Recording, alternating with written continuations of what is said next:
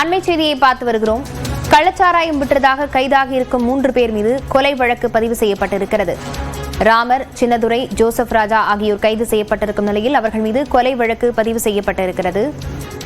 கள்ளக்குறிச்சியில் 55 பேர் உயிரிழந்த காரணமான கள்ளச்சாராய விற்பனை தொடர்பாக சிபிசிஐடி இந்த வழக்கை பதிவு செய்திருக்கிறது.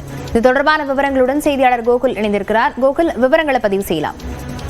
கள்ளக்குறிச்சியில் விசச்சாராயம் குடித்து 55 பேர் உயிரிழந்த வழக்கில் 3 பேர் மீது தற்பொழுது கொலை வழக்கு பதிவு செய்யப்பட்டிருக்கிறது. குறிப்பாக இந்த சின்னத்துரை, ராமர், ஜோசப் ராஜா 3 பேரும் தான் இந்த வழக்கில் முக்கியமாக அந்த கள்ளச்சாராயத்தில் மெத்தனால் கலந்ததாக கூறப்படுகிறது. ஏற்கனவே சிபிசிஐடி போலீசார் இவர்களை கைது செய்து நீதிமன்றத்தில் ஆஜர்படுத்தக்கூடிய நிலையில் இவர்கள் மீது 302 என்ற கொலை வழக்கு பதிவு செய்யப்பட்டிருக்கிறது. 2 வழக்குகளை சிபிசிஐடி போலீசார் பதிவு செய்து தனித்தனியாக விசாரணை மேற்கொண்டு வரக்கூடிய நிலையில் தற்பொழுது இந்த சின்னத்துறை மீது உள்ளிட்ட 3 பேர் மீது கொலை வழக்கானது பதிவு செய்யப்பட்டிருக்கிறது. அந்த கள்ளச்சாராயத்தில் மெத்தனால் கலந்தனால்தான் இந்த உயிரிழப்பு சம்பவம் நடந்திருக்கிறது.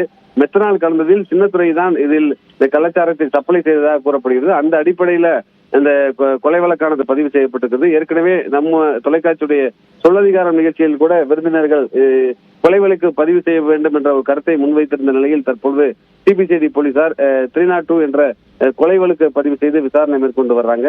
2 தனித்தனி வழக்குகள் பதிவு செய்யப்பட்டு இருக்கக்கூடிய நிலையில் சின்னத்துறை மீது பதிவு செய்யப்பட்ட இந்த வழக்கில் இந்த 3 பேர் மீதும் இந்த கொலை வழக்கானது பதிவு செய்யப்பட்டு சிபிசிஐடி போலீசாரால் தொடர்ந்து விசாரணை மேற்கொள்ளப்பட்டு வருகிறது. விவரங்களுக்கு நன்றி கோகுல்.